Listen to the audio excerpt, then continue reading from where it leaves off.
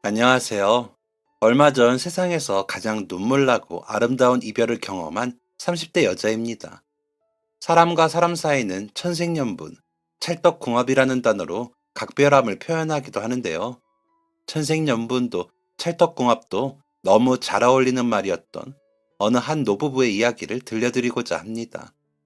저는 부모님 없이 할머니 밑에서 컸습니다. 고등학교로 올라가던 때 마지막으로 제 교복을 지어주시고 할머니께서는 하늘나라로 가셨고요. 저는 세상에 홀로 남겨졌어요. 어떻게 살지? 막막했는데 정말 신기하게도 사라지더라고요. 둘이 누우면 꽉 차던 방이 더 이상 비좁지 않다는 것 빼고는요. 작았던 할머니의 등이 실제로 그리 많이 자리를 차지할 리 없었지만 할머니가 가시고 제게는 넓은 방에 혼자 누워있는 기분이 들곤 했습니다. 홀로 남은 손녀를 위해 덜 먹고 덜 쓰며 아껴 모아온 통장에는 제가 대학에 가고 혼자 방을 구해 나가 살 수 있을 정도의 돈이 있었지만 저는 쓸 수 없었습니다. 그 집을 떠나고 싶지도 않았고요. 그렇게 저는 할머니가 돌아가신 후에도 변함없이 그 동네를 지키며 학교 생활을 하게 되었어요. 학교에서는 그렇다 할 친한 친구가 없었습니다. 유행하는 운동화, 그 흔한 핸드폰 하나 갖지 않고 지내는 저와 친해지고 싶은 사람이 있을 리 만무했어요. 그 생활도 나쁘지 않았습니다. 흐르는 시간에 그저 하루하루를 맡길 뿐이었습니다. 수업 시간엔 공부를 하고, 쉬는 시간엔 엎드려 자거나, 때맞춰 화장실을 다녀오는 반복적인 생활. 그러던 저의 하루에 어느 날 작은 변화가 생겼습니다. 규칙적으로 줄이 그어진 오선지 위에 실수로 떨어진 잉크 한 방울. 너 도훈이 아니야? 점심시간에 밥을 먹고 나오는 길에 한 남자아이가 제게 물었습니다. 흰 피부와 곱슬한 앞머리를 가진 아이였어요. 저는 시선을 내려 제 이름표가 달려있을 교복 조끼를 내려다 보았습니다. 응, 맞는데? 와, 야, 나 기억 안 나? 행복초등학교 6학년 3반 김재현. 저는 머릿속으로 6학년 교실의 모습을 떠올려 봅니다. 김재현, 2분단 셋째 줄에 앉아 장난스러운 목소리로 선생님들께 농담을 던지던 조그만 아이. 이제는 머리 위로 두 뺨이나 자란 모습이 낯설기만 했습니다. 이렇게 같은 학교로 오게 되다니 반갑기도 하면서 어색했어요. 아, 안녕? 완전 반갑다. 그나저나, 넌 왜 이렇게 꼬맹이가 됐냐? 제 정수리에서 손바닥을 펼쳐 장난스럽게 제 턱 끝에 가져다 대는 그 친구의 행동에 야구르기보다는 웃음이 났습니다. 고등학교에 입학하고 나서 웃었던 적이 있었나? 속으로 생각했습니다. 그렇게 저는 낯가림 없고 장난스러운 그 아이와 친구가 되었습니다. 그 아이가 나타난 후로 저의 학교 생활에는 변화가 생겼습니다. 규칙적이었던 모든 것이 파괴되었어요. 파괴라고 표현했지만 은근히 바래왔던 변화였지 않았나 생각합니다. 둘이서 딱히 특별하게 뭔가를 하는 건 아니었어요. 함께 있으면 마음이 편안했고 저희 사이에는 격이 없었어요. 재현이는 저를 자주 자기 집에 데려가곤 했습니다. 재현이네 부모님은 세탁소를 운영하고 계셨습니다. 재현이네 집은 세탁소 뒤편에 위치해 있었어요. 그래서 집으로 놀러 갈 때마다 부모님을 뵙게 되는 것은 당연지사였습니다. 다녀왔습니다. 아들 왔어? 아이고, 우리 도훈이도 왔네. 안녕하세요. 그래, 그래. 춥다. 얼른 들어와. 재현아, 가스레인지 위에 떡볶이 있으니 도훈이랑 같이 데워 먹어라. 순대는? 없어, 이놈아. 있는 대로 먹어. 재현이네 어머니는 외모뿐만 아니라 말투까지 재현이와 많이 닮아있는 분이셨습니다. 청량하게 맑고 반짝반짝 빛나는 두 사람을 보고 있으면 저까지 밝아지는 기분이 들었어요. 실제로 재현이를 만나고 나서 저도 많이 밝아지기도 했고요. 주변 사람들까지 기분이 좋게 만드는 힘이 있는 사람들이었습니다. 재현이네 어머니는 때로는 제 가슴을 콕콕 아프게 만들기도 하셨습니다. 주말을 앞두고 재현이네에 놀러 가게 되면 교복 세탁을 해주겠다고 바지와 티를 챙겨주셨는데 일요일에 교복을 찾으러 가면 어머니께서 몰래 새 양말을 한가득 챙겨주곤 하셨거든요. 그 양말들은 늘 뽀송했고 세탁소 다리미에 다려져 양말답지 않게 칼각이 세워져 있었습니다. 제가 부모님 없이 혼자 사는 걸 아시고 엄마 없는 티 나지 말라고 신경 써주신 마음이었다고 생각합니다. 그렇게 저는 따뜻한 듯 춥고 사랑받으면서도 어딘가 모르게 외로운 고교 시절을 보냈습니다. 저는 재현이네 가정의 화목함이 부러웠습니다. 만약 나의 부모님이 살아계셨다면 우리 집도 저랬을까? 하는 상상은 무한히 반복되었습니다. 재현이의 밝은 모습은 그의 부모님에게서부터 오는 것 같았거든요. 부모의 아들에 대한 내리사랑보다는 부모님 두 분끼리의 사랑이 유난히 더 반짝이는 집이었습니다. 여보, 당신 좋아하는 붕어빵 사다 놨어요. 정말? 고마워요. 선희 씨도 하나 잡숴. 난 괜찮아. 당신 많이 드세요. 난 붕어빵보다는 동준호빵이 더 좋아서. 아우, 엄마, 아빠, 도훈이도 있는데 작게 좀 말하셔요. 왜? 난 괜찮아. 부모님이 사이 좋으신 건 좋은 거지. 부부라는 것은 원래 저런 모습일까? 살면서 한 번도 본 적 없는 다정한 부부의 모습은 드라마나 소설에 나오는 인꼬부부 그 자체였습니다. 두 분의 그런 모습들이 너무나 행복해 보였고, 그런 두 분의 영향을 받아 재현이도 사랑이 충만한 아이로 자라겠다는 생각이 들었고요. 새 가족과 외딴 아이 하나, 부모라는 존재를 모르고 자란 저의 눈에는 그들의 모습이 그들만의 세상처럼 느껴지기도 했습니다.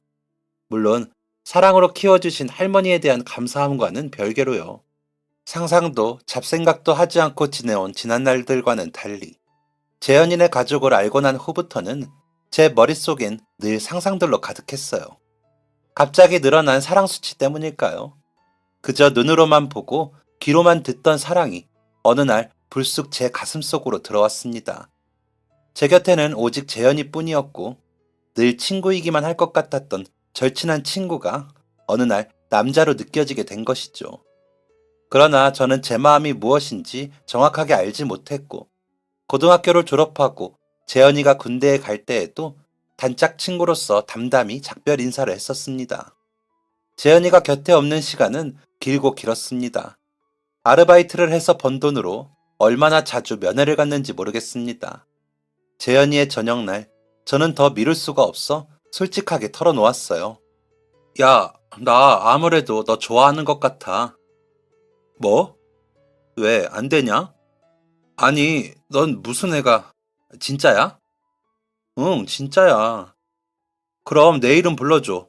좋아하는 사람한테 고백하면서 야가 뭐냐, 야가. 이름을 불러달라고? 응, 사랑하는 사람한테는 이름 불러주는 거랬어, 도은아.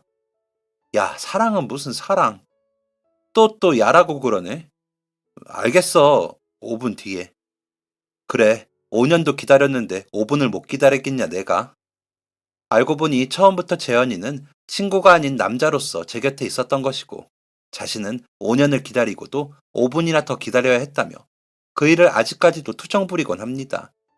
그렇게 서로의 마음을 확인한 저희는 친구에서 연인으로 발전하게 되었어요. 그 사이 저는 병원 원무과에 취직을 하게 되었고, 재현이도 학교를 졸업하고 취직을 하게 되었습니다. 저희 두 사람은 평범한 일상 속에서 소소한 행복을 함께 나누는 둘도 없는 사이가 되었어요. 그렇게 또 5년이라는 시간이 흘렀습니다. 10년을 곁에서 희로애락을 함께 하다 보니 앞으로의 제 미래에 이 남자가 없는 것은 상상해 본 적이 없다는 걸 깨닫게 되었어요. 그리고 그 생각은 재현이도 저와 마찬가지였는지 저희 둘은 결혼을 결심하게 되었습니다. 하지만 막상 결혼이라는 현실적인 제도 앞에서 마음이 편안하진 않았습니다. 네, 불편했습니다. 온전히 저 하나로 인해서요. 제게 너무나도 잘해주셨던 재현이의 어머니께서 단순한 친구가 아닌 결혼 상대로 저를 다시 소개한다면 과연 좋아해 주실까? 여러분이라면 어떠실 것 같나요? 하나뿐인 아들의 절친한 친구였던 여자아이가 부모가 없이 자라 그저 딱하고 안쓰러웠던 여자아이가 10년을 아들 곁에 있더니 어느 날 결혼을 하겠다고 한다면 남일 때는 괜찮았던 것들이 가족으로 받아들이기엔 턱없이 부족하게 느껴지지 않으실까요?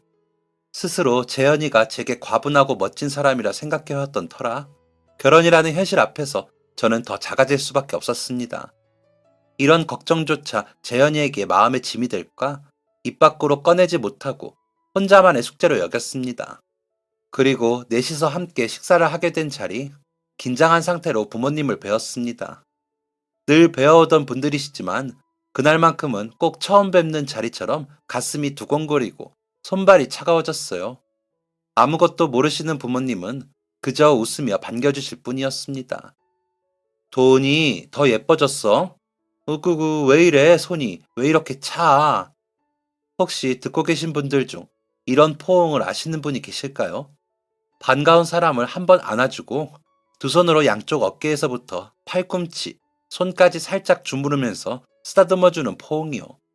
어렸을 때 저희 할머니께서 늘 저를 그렇게 조물조물 안아주셨는데 재현이네 어머니께서도 저를 그렇게 안아주시더라고요. 제가 정말 좋아하는 순간 중 하나입니다. 힘든 일이 있으면 어머니께 안아달라고 안기고 싶을 정도로요. 그날도 어머니께서는 저를 그렇게 안아주시다가 긴장한 탓에 차가워진 손을 그냥 지나치지 못하고 걱정하셨습니다. 그마저도 왜 죄송했는지 모르겠습니다. 이렇게 좋은 분의 아들과 결혼을 하는 제가 모자라고 부족한 사람인 것 같아서, 이렇게 저를 예뻐해 주시는데 실망을 안겨드리는 꼴 같아서 죄송함이 밀려왔습니다. 가장 잘 보이고 싶은 두 분에게 실망을 안겨드릴 것 같아서 차마 입이 떨어지지 않았습니다. 그런 제 모습이 재현이에게는 그저 긴장한 사람처럼만 보였는지 모르겠어요. 신나고 들뜬 목소리로 재현이가 먼저 말문을 열었습니다. 엄마, 아빠, 저 결혼하고 싶어요. 뭐? 결혼? 누구랑? 아주 예쁘고 마음씨가 따뜻하고 배려심이 넘치는 그런 사람이에요. 나는 아직 우리 도훈이만큼 예쁘고 따뜻한 사람은 본 적이 없는데 언제 아들한테 그런 사람이 생긴 거야? 오래됐어요. 친구로 5년, 마음을 확인하고 또 5년. 그렇게 오래됐어? 도훈이랑도 가만히 있어봐. 설마 네, 도훈이랑 저 그동안 마음을 싹 틔우고 진지하게 만나고 있었어요.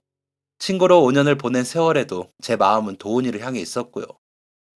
어머님, 아버님, 10년이라는 시간 동안 제 곁에 가장 가까운 사람이 재현이었습니다. 그래서 이제는 재현이 없는 미래가 상상이 안 돼요. 그동안 만나면서도 하루빨리 사실대로 말씀드리지 못해 늘 죄송한 마음이었습니다. 제가 많이 부족하겠지만 허락해 주신다면 행복하고 따뜻한 가정 이루어 잘 살게요. 어머, 어머 세상에. 여보, 선이야. 괜찮아? 선이야. 어머, 이리온. 우리 아가 예쁜 거사. 박재현, 너 엄마를 이렇게 놀라게 하다니. 도훈아, 고맙다. 나랑 아버지가 매일 소원하던 것이 우리 재현이 너처럼 곱고 마음씨 따뜻한 사람 만나 행복하게 사는 것이었는데 고맙다, 도훈아. 그래, 도훈아. 너 부족한 것 하나도 없다. 오히려 우리 재현이가 너한테 턱없이 부족한 자식이지. 너처럼 바르고 고운 아이가 세상에 어디 있다고. 우리가 정말 고맙다. 너한테. 그리고 재현이 너희 자식. 이렇게 기쁜 소식이면 미리 귀뜸이라도 해주던가. 울 마누라 놀라서 심장이라도 아프면 어떻게 책임지려고. 역시 좋아하실 줄 알았어. 그래서 더 미루고 싶지 않았어요. 우리 도훈이 나뿐만 아니라 엄마 아빠한테도 더 많이 사랑받게 해주고 싶어서. 10년 전 그날부터 지금까지 늘 반겨주셔서 고맙고 감사했는데 이런 순간까지 반겨주시고 좋은 말씀 해주셔서 정말 너무 감사해요. 저 아껴주신 만큼 재현이 더 아껴주는 좋은 동반자가 되겠습니다. 걱정과는 달리 어머님, 아버님은 저희의 결혼 소식마저 진심으로 반겨주셨습니다. 죄송하다는 부정적인 마음보다 고맙고 감사한 따뜻한 마음이 자라나게 해주시는 분들. 그 자리에서 또 한 번 아름다운 사랑을 느끼게 되었어요. 이렇게 사랑이 충만한 사람들과 그려갈 앞으로의 제 인생을 생각하니 또 다른 의미로 가슴이 두근거렸습니다. 저는 그렇게 재현이와 결혼식을 올리게 되었어요.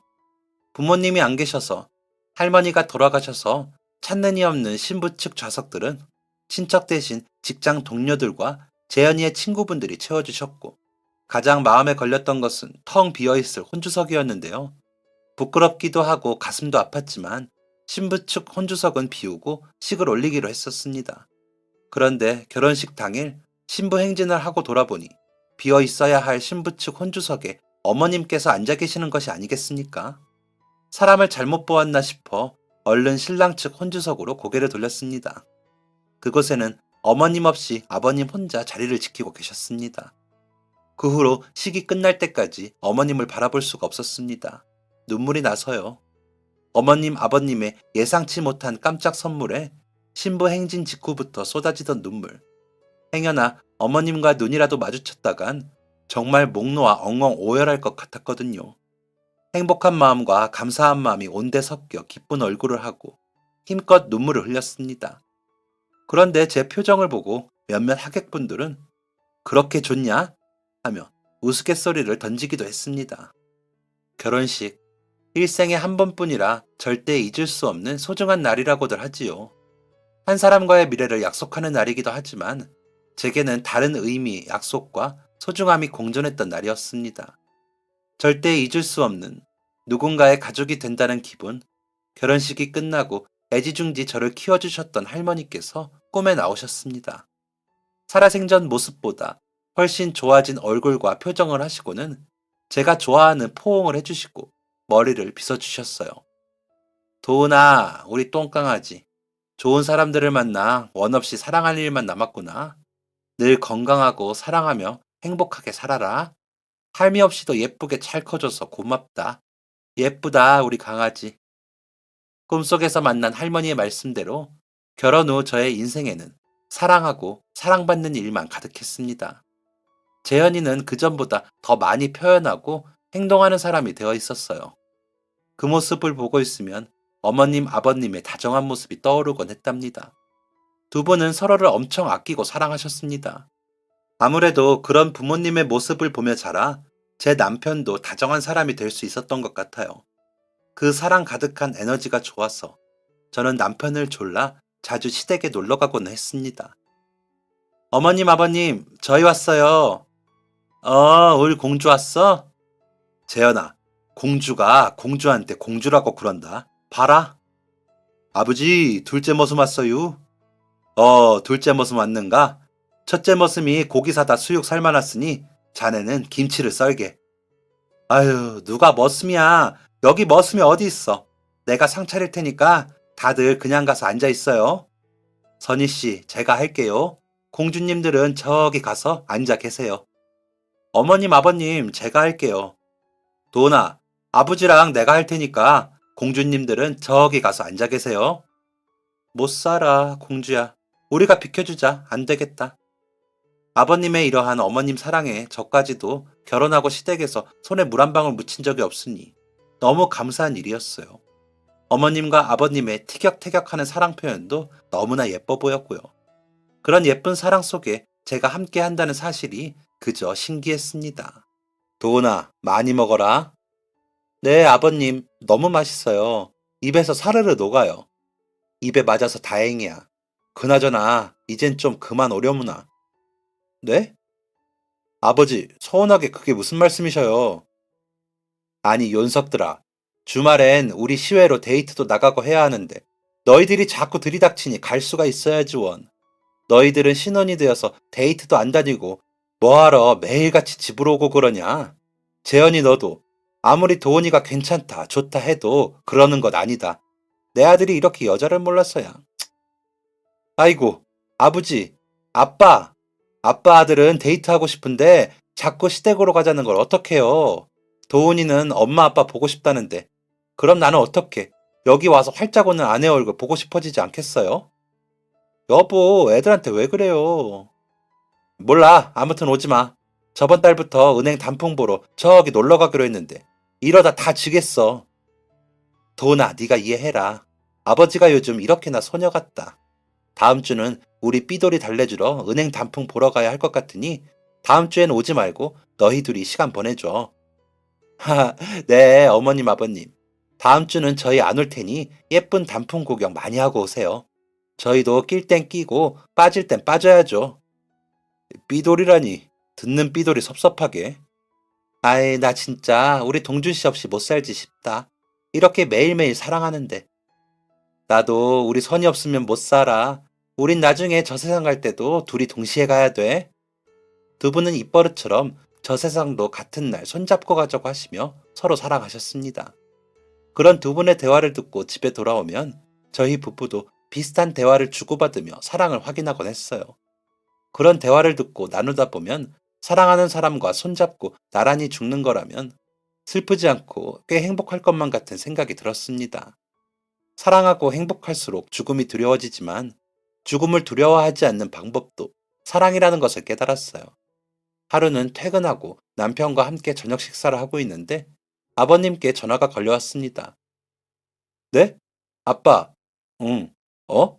엄마가요? 어쩌다가. 아, 좀 어떠세요? 네. 저희 금방 갈게요. 왜? 무슨 일이야? 엄마가 계단에서 미끄러져서 좀 다치셨나 봐. 지금 병원에 계신다네. 가봐야 할 것 같아. 어떡해. 얼른 가자. 빗길에 미끄러우셨나? 지금 바로 가자, 여보. 어머님께서 다치셨다는 이야기에 깜짝 놀라 병원으로 달려갔습니다. 비가 오면 계단이 미끄러워 늘 저희에게 입버릇처럼 미끄러우니 조심해라 하시곤 했었는데 저희 걱정 다 해주시고는 어머님께서 다치셨다니 너무 초조했습니다. 많이 다치신 게 아니기를 간절히 기도하며 놀란 남편을 달랬습니다. 급한 마음으로 노크조차 못하고 어머님께서 계신 병문을 열자 누워 계신 어머님과 그 옆에 서서 젖은 수건으로 어머님의 얼굴을 닦아주시는 아버님이 계셨습니다. 아버님은 많이 우셨는지 퉁퉁 붓고 붉어진 눈을 하고 저희를 맞이해 주셨어요. 어머, 여보, 애들한테 이야기하셨어요? 하지 말라니까. 어머님, 괜찮으세요? 나 진짜 아무렇지도 않아. 그냥 조금 다친 거야. 조금. 엄마, 다리에 깁스 두른 사람이 하실 말씀은 아닌 것 같은데? 아빠가 잘 전화하셨지. 엄마 아파서 누워있는데 그걸 우리가 모르면 어떡해. 말하지 말라고 그렇게 얘기했는데. 참. 여보, 누워있어, 누워있어. 아니, 네 엄마가 평소에 절대 그러는 사람이 아닌데 늘 우리한테 조심하라고 이러면 일렀지. 이렇게 자기가 넘어져서 사람 놀라게 할 줄은 몰랐다. 넘어지고 자기도 아픈지 눈에 눈물이 그렁그렁 하면서도 괜찮다고 파스 뿌리면 낫는다고 하는데 아니 병원에 데려와 보니 깁스를 2달이나 하고 지내야 한다지 뭐냐. 발목이 골절돼서 이따만하게 부었어. 그걸 보니 내가 속이 상해 안 상해. 어머님, 골절이라니 얼마나 아프셨어요. 깁스를 2달이나 하고 계시려면 많이 힘드실 텐데. 제가 당분간 옆에서 같이 지낼게요. 골절이라는 단어에 2번 놀란 저는 어머님이 너무 걱정되었습니다. 다리가 다치셨으니 혼자 화장실 왔다 갔다 하는 것만으로도 큰 피로감이 몰려오실 터. 저라도 곁에 있으면서 손발이 되어드리면 한결 편하지 않으실까 했어요. 다친 곳이 아무는 동안만이라도 혼자 계시면 안 될 것 같았습니다. 제가 당분간 함께 지나겠다고 말씀드리자 어머님께서 돌연 큰 소리로 웃음을 터뜨리셨고 그런 어머님 앞으로 아버님께서 저를 가로막아 서시고 버럭하셨습니다. 얼핏 화를 내는 것처럼 보이지만 퉁퉁 부어버린 눈과 근엄한 표정 뒤로 보이는 뾰로통한 표정이 남편을 닮아 꼭 아기 호랑이 같은 느낌이었어요. 어머님께서 큰 소리로 웃음을 터뜨리신 것이 조금 이해가 가는 순간이었습니다. 아가, 넌 그러지 마. 선이 옆에는 내가 있는데 내가 곁에 손이 되고 발이 될 건데 내가 여기서 지내면 되니까 넌 괜히 그러지 마라. 아빠, 왜 화를 내고 그러세요? 도은이가 있으면 아버지 자리 빼앗길까봐 그래요? 선이가 워낙 도은이를 예뻐하니까 순간 그러라고 할까봐 초조해서 그랬지. 아가, 화낸 것 아니야. 미안하다. 못 살아 정말. 애들 앞에 나 뜨거워 죽겠어. 팔불칠 소리 들어요. 내가 미안해 우리 며느리. 그러려니 해다오. 아니에요 어머님 아버님. 재현씨도 그러는데요 뭘. 오히려 저 방금 좀 놀랐어요. 재현씨 다정하고 상냥한 모습이 방금 아버님하고 똑같아서요. 이렇게 다정하고 상냥한 분들과 가족이 되었다는 게 살짝 뭉클했어요. 그래도 어머님, 저 아버님보다 어머님을 덜 사랑해서 물러서는 것은 아니라는 것쯤은 알아주셔요. 아구, 말을 어쩜 이리 예쁘게 해. 그렇지 않아도 내 친구들이 매일 나보고 부럽대. 어쩜 그리 예쁜 며느리를 얻었냐고. 그럼 난 말하지. 얼굴만 고운 게 아니라 마음까지 곱다고. 그런 귀한 사람과 가족이 되어 나도 그저 영광이라고. 어머님. 에이, 기분이다. 내가 잠깐 나가서 울 공주들 좋아하는 통닭 사올 테니 같이 먹다가 가. 아버님의 애정어린 말씀으로 시작된 대화는 어머님과 저의 고부사랑 대화로 흘러갔고 그 모습을 지켜보시던 아버님께서 어머님과 제가 즐겨 먹는 통닭을 사오시겠다며 마무리되었습니다. 아버님께서 사오신 통닭은 정말 맛있었어요. 자주 먹어도 질리지 않는 맛이에요. 아마 사랑하는 사람들과 함께 먹기 때문에 더 그런 것이겠지요. 매일 보아도 질리지 않고 매일 따뜻한 마음을 나누게 되는 소중한 분들. 두 분이 항상 사랑으로 충만하시기에 곁에 있는 저희도 그만큼의 영향을 받을 수 있는 것 같았습니다. 근데 아빠, 회사는 어쩌시고요? 너희 아빠 휴가 냈어, 얘. 오, 역시 우리 아버지 머리 좋으셔. 그런 방법이 있었네. 하하, 아들아, 넌 아직 이 아빠 따라오려면 멀었다. 그럴 만한 일이 아니라고 혼자 충분히 잘 지낸다고 몇 번을 얘기해도 꼭 자기가 그렇게 해야겠다고 그래서 말릴 수가 있어야지.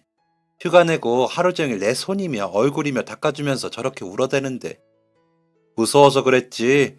내가 이렇게나 심장이 철렁했는데 이 사람은 얼마나 놀랐을까 걱정도 되고 의사 선생님 말로는 발목 골절이랑 다리 타박상만 있다는데 혹시나 다른 데도 아프게 되는 건 아닌가 걱정도 되고 이젠 젊은 시절 다 가고 나이도 먹어서 가뜩이나 몸 성한 것도 없는데 엄마하고 나하고는 같은 날 같은 시에 죽기로 약속까지 했는데 아프니 걱정되지.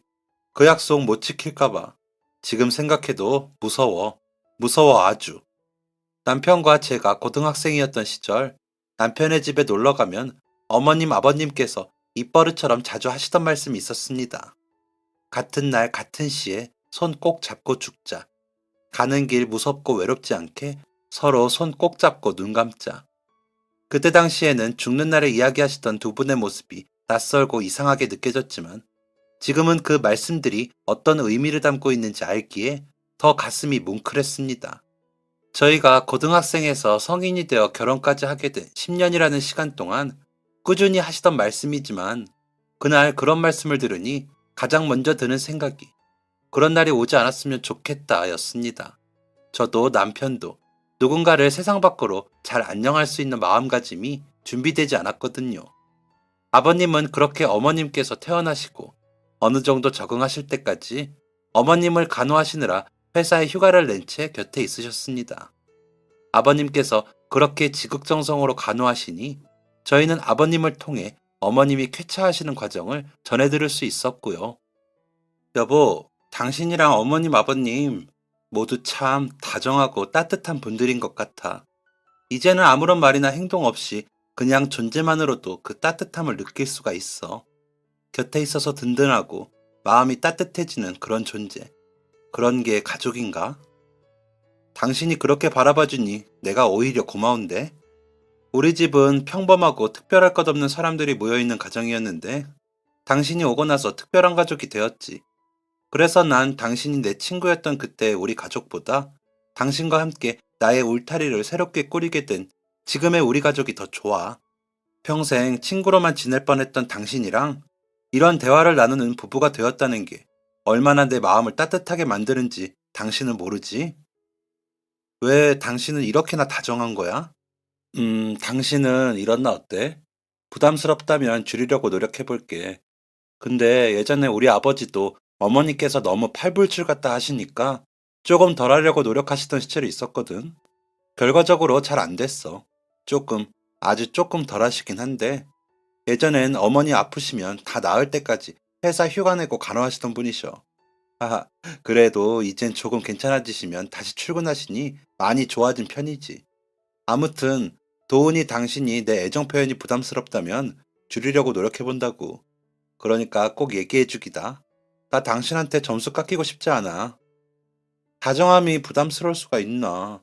더군다나 내가 사랑하는 사람이 나를 이만큼 따뜻하게 대해주는데 지금 당신은 내 마음속 꼭대기까지 올라가서 내려올 생각을 안 하는데 오히려 난 어머님 아버님을 뵈면서 두 분을 닮고 싶다는 생각을 많이 해. 살면서 딱 한 가지의 사랑만 할 수 있다면 난 그런 사랑을 하고 싶어. 여보, 당신이랑. 고마워. 나 솔직히 이렇게 결혼해서 같이 사는데도 당신이 내 여자인 게 안 믿긴다. 하하. 우리도 그거 할까? 어머니 아버지처럼 죽는 날 같이 손잡고 죽기? 같은 날 같은 시에 손잡고 죽기. 이거 아니야? 그거 맞아. 하하. 누가 누구를 먼저 보내고 다시 만날 날을 기다리고 하는 것보다 처음 함께 손을 잡았던 그날처럼 마지막 손잡는 날도 함께 하자, 우리. 어머님, 아버님을 동경하고 사랑하고 존경했던 저희 부부는 그렇게 두 분의 약속을 우리 두 사람의 가슴에도 새기며 영원한 사랑을 약속했습니다. 말도 안 되고 지키기 힘든 약속임을 알면서도 약속 한 번으로 더 강한 저희가 되는 힘이 생겼어요. 그렇게 저희는 함께할 미래에 또 다른 미래를 약속하며 행복하게 살았답니다. 행복은 가까이에 있다는 말이 제게도 해당될 줄은 예전에 저는 정말 몰랐었어요. 할머니가 돌아가신 후부터 제 가까이에는 늘 불행만 있는 것 같았거든요.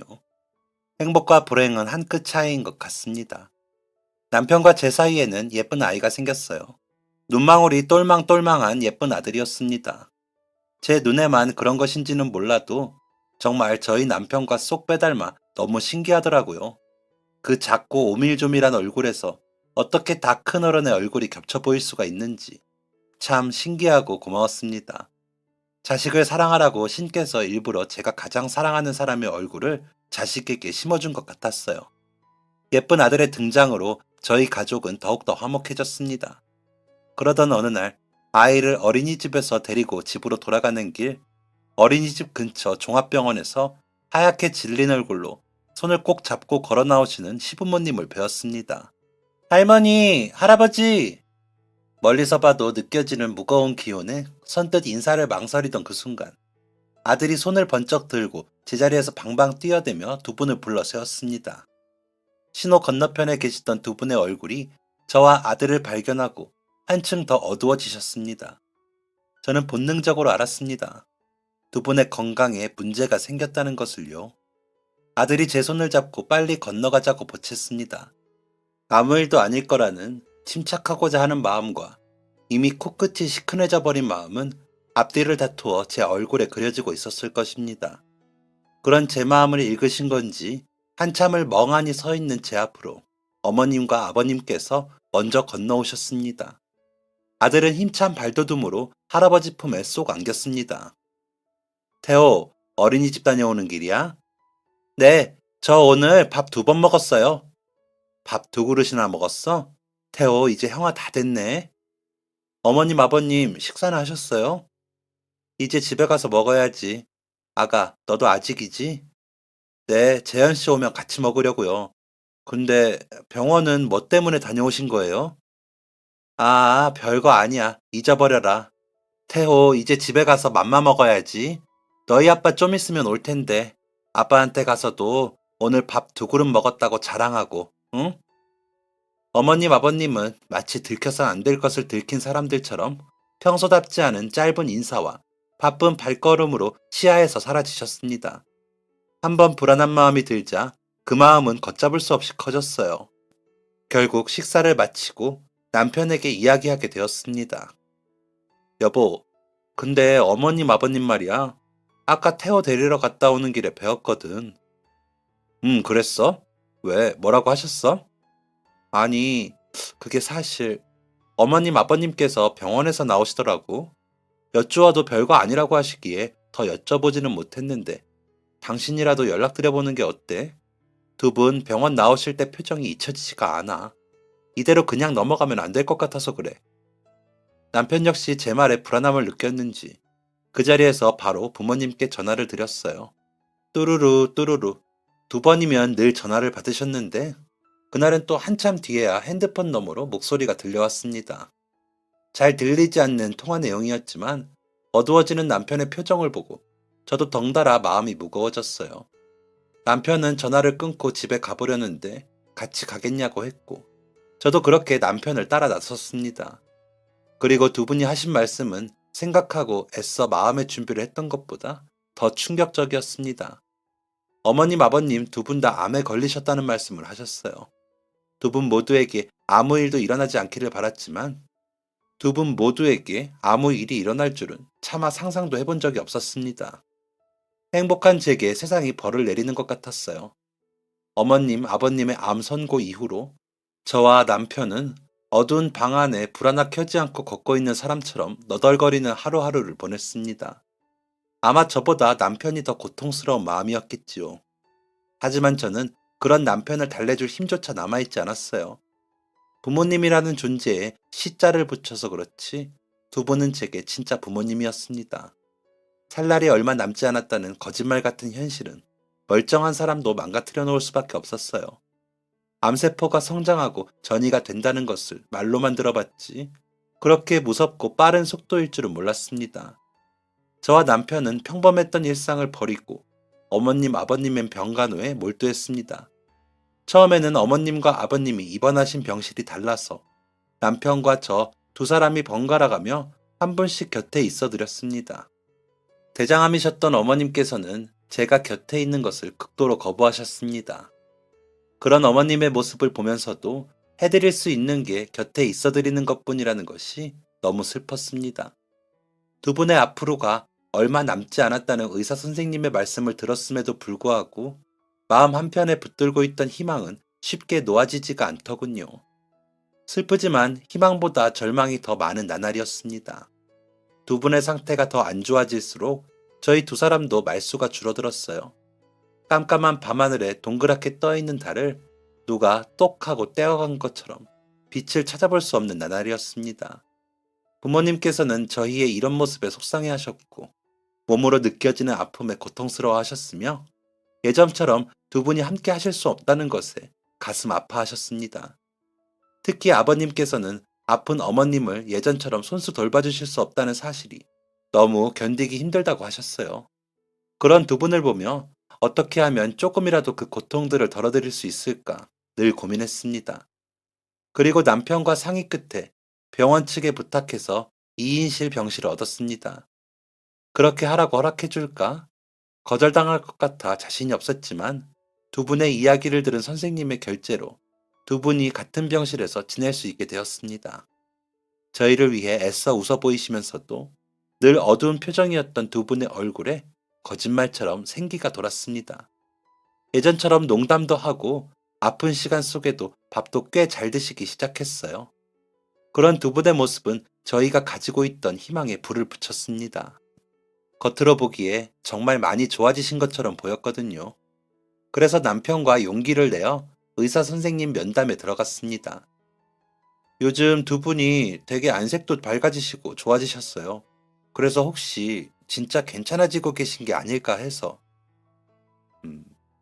의사 선생님은 저희의 말에 한참 동안 화면 속 차트를 들여다보셨습니다. 침묵이 길어질수록 말랑해지려던 저희의 마음은 다시금 딱딱하게 굳어갔습니다. 어떻게 말하는 게 좋을까? 저희에게 꺼낼 문장과 단어를 고르고 있는 것 같았어요. 평소에 워낙 모든 것을 나누던 분들이었다 보니 고통도 나누어 함께 견디시나 봅니다. 상태가 다시 좋아지진 않았다는 말보다는 혹은 더 진전되었다는 말보다는 덜 힘든 단어와 문장으로 해주신 말씀에 저희 부부는 짧은 감사 인사를 드리고 진료실 밖을 나왔습니다. 그리고 병실 문에 달린 작은 창으로 비춰지는 모습에 다리가 힘이 풀려버리고 말았어요. 고통스러워하는 어머님의 옆에 함께 고통스러워하며 힘든 몸을 일으켜 서 계시는 아버님의 모습이었습니다. 저희 앞에서는 내색하지 않으시다 두 분만 남겨졌을 때 고통을 나누고 계셨을 것을 생각하니 가슴이 아팠습니다. 울부짖는 어머님의 이마를 다정히 쓰다듬어 주시는 아버지의 손등에는 불필요한 링거줄들이 매달려 있었고 문 밖에 서서 한참 그 모습을 바라볼 수밖에 없었던 저희 부부는 처음 부모님의 암 선고를 들었을 때보다 더 절망적인 마음으로 살았습니다. 며칠 후 저희에게 두 분이 이런 말씀을 하시기 전까지는요. 재현아, 엄마 아빠 이제 집에 가서 지내고 싶다. 엄마 아빠 매일 치료받아도 힘들기만 하고 이제 편안하게 그날을 기다리면서 둘이 진짜 행복한 마지막을 보내고 싶어. 저희에게 그 말씀을 하시던 어머님 아버님의 표정을 아직도 잊을 수가 없습니다. 고통이라는 것이 무엇이냐는 듯한 얼굴, 아무런 그늘도 보이지 않는 평온한 얼굴, 꿈을 말하는 어린아이 같은 그 얼굴을 보며 저희는 감히 안 된다고 말씀드리지 못했습니다. 조금이라도 더 시간을 늘려보자고 감히 말할 수 없었습니다. 그렇게 병원 측과 다시 한번 상의를 하고 부모님을 모시고 집으로 돌아갈 수 있게 되었습니다. 두 분은 놀이동산을 가는 아이처럼 기뻐하셨습니다. 그렇게까지 좋아하실 줄은 몰랐는데 집에 도착해 너무 좋아하시는 두 분을 보고 있으니 눈물이 나오려고 하더라고요. 남편에게 화장실을 다녀오겠다는 말만 남겨두고 얼마나 울었는지 모르겠습니다. 집에서의 생활은 두 분이 암 환자라는 사실이 믿기지 않을 만큼 정말 거짓말처럼 평화로웠습니다. 병원에 계실 때보다 더 많은 시간을 웃으셨고 그런 두 분 덕분에 저희도 조금씩 웃을 수 있게 되었어요. 그러던 어느 날 평소처럼 집에 돌아와 문을 열고 들려오는 소리에 그대로 주저앉아 버렸습니다. 엄마! 엄마! 하염없이 반복되는 두 글자는 눈으로 보지 않아도 상황을 예측할 수 있을 정도로 분명했어요. 떨려서 땅에 딛는 것조차 되지 않는 다리로 꾸역꾸역 안방으로 향했습니다. 거짓말같이 화사한 얼굴로 편안하게 눈을 감고 계시는 어머님과 그 옆에 나란히 누워 어머니의 손을 꼭 잡고 계시는 아버님. 저는 부정하듯 엄마를 부르짖는 남편의 등을 가만히 안아주었습니다. 토닥토닥. 등을 두드리는 소리에 맞춰 제 눈에서도 끊임없는 눈물줄기가 흘렀습니다.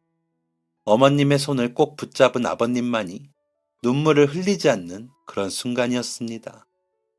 재현아, 내 아버지, 울지 마라. 엄마 곁은 아빠가 늘 함께 하잖니. 아버지, 여보, 선이야, 듣고 있어? 같이 갈 수 있어서 참 다행이다. 조금만 기다려. 우리 아들하고 딸한테 사랑한다고 말은 해주고 가야지. 그리고 그 말을 마지막으로 아버님은 그렇게 눈을 감으셨습니다. 사랑한다는 말을 해주고 가신다던 아버님, 어머님 곁으로 가는 것이 급했던 것이겠지요. 말씀하지 않으셔도 저희는 다 알고 있었습니다. 저희를 많이 아끼고 사랑하셨다는 걸요. 어쩌면 저희가 사랑한 마음보다 더 큰 마음으로 저희를 사랑해 주셨다는 걸요.